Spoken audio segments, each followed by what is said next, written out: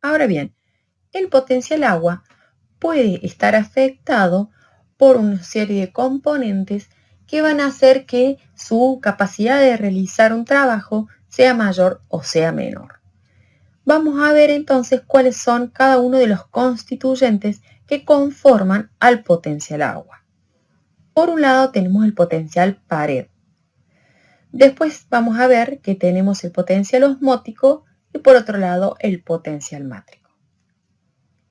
Entonces, si vamos a hablar a nivel celular, vamos a decir que menos el potencial agua. Recuerden que cuando estamos en sistemas biológicos, hablamos de que el potencial agua es siempre negativo, solamente asume el valor máximo cuando hablamos de un sistema ideal de agua pura, que sería un agua destilada, desionizada. Pero en este caso, en las plantas no tenemos agua destilada y desionizada, sino que siempre hay compuestos osmóticos presentes en ella. Por lo tanto, el valor que asume es negativo. Entonces, menos el potencial agua va a ser igual a más el potencial pared, menos el potencial osmótico, menos el potencial mátrico. El primer componente entonces se denomina potencial pared o de turgencia y va a expresar la reacción que tiene la pared celular, que es rígida, a la entrada del agua. A medida que va ingresando agua a la célula, comienza a generarse una presión y la presión, como sabemos bien, genera sinergismo en las moléculas de agua que va a hacer que este sinergismo le brinde energía al sistema, por lo tanto, tiene signo positivo. Después otro de los componentes es menos el potencial osmótico o soluto. Y el potencial osmótico va a expresar el efecto que tienen los solutos en la solución vacuolar, es decir, la presencia de sales, de ácidos orgánicos e inorgánicos a nivel de la vacuola. ¿Y qué es lo que van a hacer estos compuestos osmóticos? Van a bajar la energía del sistema, van a bajar el potencial agua porque retienen las moléculas de agua, por lo tanto disminuye la energía libre del agua y asumen valores negativos. Finalmente tenemos el potencial mátrico, que va a expresar la retención del agua, pero a nivel del citoplasma por parte de los coloides. El agua queda adherida, absorbida a las superficies coloidales. Por lo tanto, también le quita energía al sistema y su valor va a ser siempre negativo.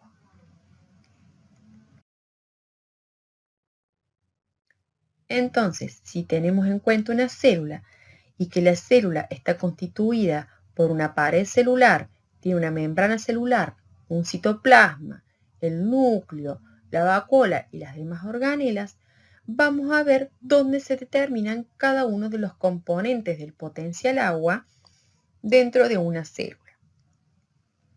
Dijimos que teníamos el potencial pared, que era la respuesta de la pared celular al ingreso de agua, por lo tanto, va a determinarse a nivel de la pared de las células. Por otro lado, hablamos del potencial osmótico, que recuerden que habíamos dicho que tenía siempre valores negativos porque le quita energía al sistema, me retiene moléculas de agua, y como la organela por excelencia que compartimentaliza todos los iones y sustancias orgánicas e inorgánicas es la vacuola, allí vamos a determinar entonces este componente. Finalmente hablábamos también del potencial mátrico, que estaba dado por la presencia de coloides en el citoplasma, que también retienen agua y le van a quitar energía al sistema, por eso dijimos que era de valor negativo. Entonces, de acuerdo al valor que asuma el potencial agua en una célula en relación con el valor que asume el potencial agua de una célula contigua, vamos a ver si hay entrada de agua a la célula o salida de agua de la célula al medio.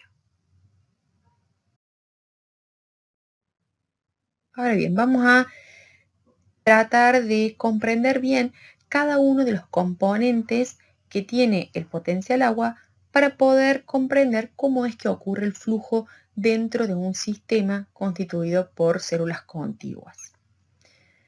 Vamos a detenernos primero en el potencial mátrico.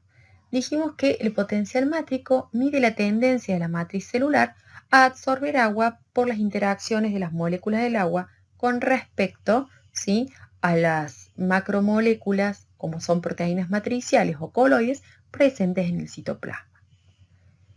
Como estas sustancias coloidales están cargadas positivamente, van a absorber la molécula de agua y por lo tanto le van a quitar disponibilidad de energía al sistema. Por eso habríamos dicho que su valor es siempre negativo. Le quita energía, entonces signo negativo. Pero este potencial mátrico lo vamos a ver en detenimiento y va a tener un carácter importante cuando desarrollemos el tema de germinación, porque es el componente principal que permite durante las primeras fases de la germinación la inhibición de la semilla. Entonces, cuando trabajemos a nivel celular, el potencial mátrico va a ser depreciado, no lo vamos a tener en cuenta ahora. Quedándonos entonces con la siguiente fórmula, que el potencial agua va a ser igual a más el potencial pared menos el potencial osmótico. Lo retomaremos luego cuando veamos germinación al potencial mátrico, pero por ahora nos vamos a quedar con la fórmula de que menos el potencial agua es igual al potencial pared menos el potencial osmótico. Veamos entonces qué es el potencial osmótico. Dijimos que el potencial osmótico asume signo negativo. ¿Y a qué hace referencia esto? El potencial osmótico, que se determina a nivel de la vacuola celular, me está midiendo en cierta manera la capacidad que tiene el sistema, de acuerdo a la concentración de sales, de moverse de un lado al otro del agua.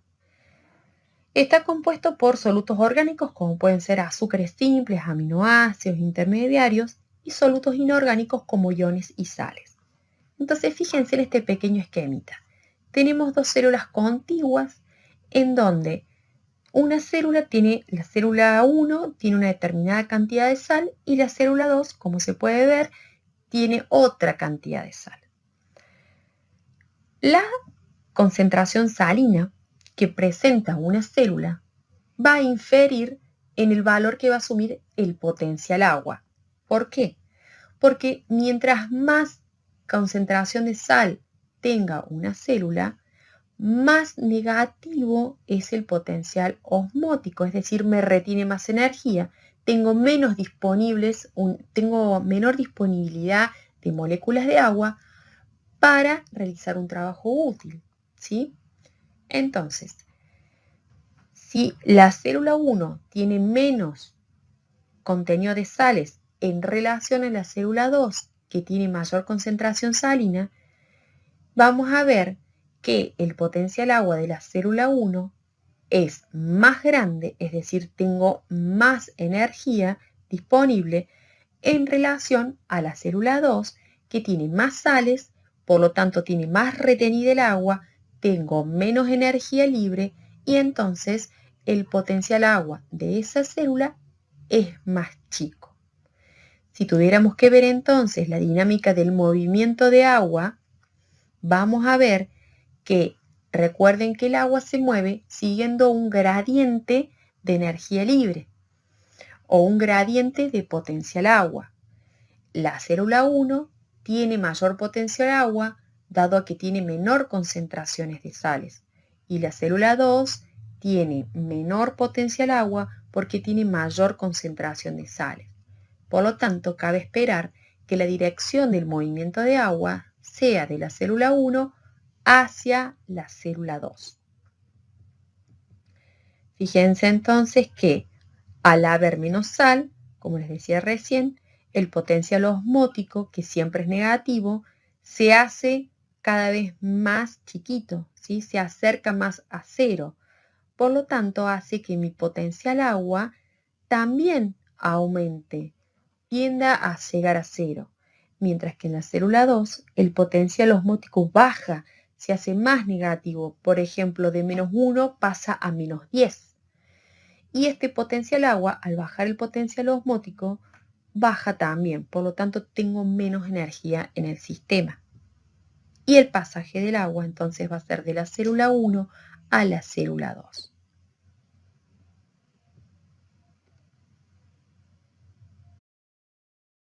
Bien, el otro componente a nivel celular que habíamos hablado es el potencial pared, en donde podemos ver que es el efecto que le genera la pared al ingreso de agua. Cuando comienza a ingresar agua a una célula, el agua comienza a alocarse a nivel de la vacuola, ¿sí? Quien recibe y acumula el agua es la vacuola, que empieza a crecer hasta prácticamente ocupar todo el volumen celular. El crecimiento de esta vacuola y el aumento del agua, el incremento de agua en su interior, hace que la membrana quede bien pegadita hacia la pared celular, y a su vez hay mucho sinergismo, es decir, movimiento de moléculas de agua. ¿Por qué? Porque la pared es una estructura rígida. Entonces le está brindando movimiento al sistema, le está dando energía al sistema, y es de aquí que asume un valor positivo el potencial pared. El estado celular, cuando una célula está completamente hidratada, ¿sí? Hablamos que se denomina turgencia. Ahora, cuando la célula comienza a perder agua, se empieza a deshidratar, llega a un estado de plasmólisis, en donde es muy característico que la membrana se despega de la pared celular. Como su nombre lo indica, plasmólisis indica lisis de algunas organelas, ¿sí? Y la presión de la pared prácticamente es nula, ¿sí? ¿Por qué? Porque no hay entrada de agua, no hay agua, y bueno, dependiendo el contenido de agua, cuánto persiste, digamos, esta falta de agua, hablamos de que va a haber una muerte celular o no.